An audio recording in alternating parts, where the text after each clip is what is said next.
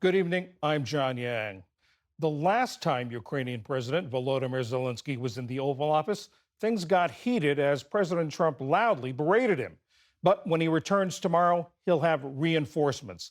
At least a half dozen European leaders will join him in a high profile display of unity.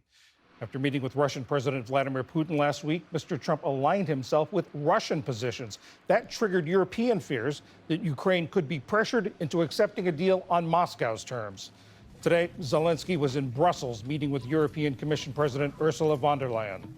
Since the beginning of Russia's brutal invasion, Europe has been at Ukraine's side, united, and we will support you for as long as it takes, for just and lasting peace. It's very important that you are with us and that we speak to America and we speak together. To look ahead to tomorrow's meeting, William Taylor, he's a distinguished fellow at the Atlantic Council's Eurasia Center. He's a former U.S. ambassador to Ukraine and was temporary head of mission there in the first Trump term, later testifying in Mr. Trump's impeachment.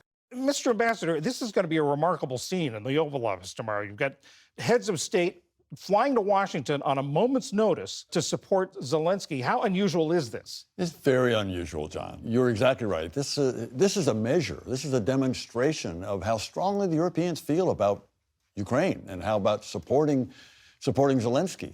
They got together. We remember last Wednesday on a Zoom call, the same group with Zelensky and Trump and a group of European leaders, and they all agreed on what the approach would be. In Anchorage, they agreed to focus on a ceasefire. That seemed to have come apart in Anchorage. Do you think this meeting could put it back together? Can Trump be persuaded? Surely he can. It is possible that he can. And the Europeans, among the Europeans are some Europeans who understand and work closely and are well trusted by President Trump. So the answer, I think, is yes. And is there a danger that the president could feel ganged up on, that this could backfire? I understand, actually, that the first part of the meeting will be President Trump and President Zelensky, and then they'll go into a broader meeting, maybe a lunch with all the rest of those Europeans, other Europeans, because Zelensky is one as well. But so he'll have a one-on-one, Trump and Zelensky, and then a broader discussion. Administration officials are saying today that in Alaska, Putin agreed to the United States and Europe providing security for Ukraine, sort of a mini NATO. How significant is that? Huge. This is huge. This is not something we've heard from President Trump or from the U.S. administration, and it's so welcome, so necessary. If there's to be a ceasefire, there needs to be some security guarantee for the Ukrainians so that they can be confident that if they do lay down their arms or stop firing, that the Russians won't invade again. And that's what this force would do. At the same time, Mr. Trump told European leaders that Putin does want territory in exchange for this. How likely is that to happen? This could be done if the Europeans and the Ukrainians will say, look, we recognize that you Russians are in 19% of Ukraine. We don't like it. We'll never recognize your legal claim to that 19%, but we recognize you're there. So in that regard, Putin will be able to stay in that 19%, at least temporarily.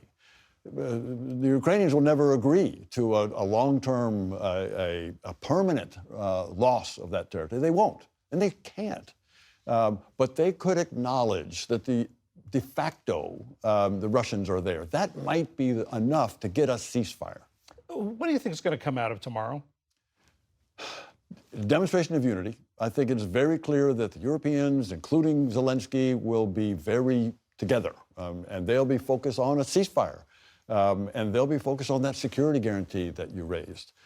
They may also talk about, I hope they talk about, this $300 billion of Russian money that's in European and American banks to be used to buy weapons from the United States firms, defense firms, for Ukraine to use and to reconstruct Ukraine once the ceasefire goes into effect. So there's a lot on the table, but the importance is they're unified and that they can make the strong case to President Trump. Do you think it creates a path to a deal? It could. It could. There is a deal there. There's a deal there. Again, the Ukrainians never will give up legal claim to that territory, but they'll grudgingly accept that the Russians are there. I mean, and they'll probably say they won't try to take back that 19% by force. That could lead to that could lead to a ceasefire in place. So it's sort of language, how you describe the Russian presence. It's how to describe the Russian presence, but that makes a big difference. That makes it, the West Germans never gave up hope, claimed that East Germany would come back sometime. But they promised, in order to get into NATO, they promised not to try to take East Germany back by force, by military force. And they got into NATO, and they finally got East Germany back. Former Ambassador William Taylor, thank you very much. Thank you, John.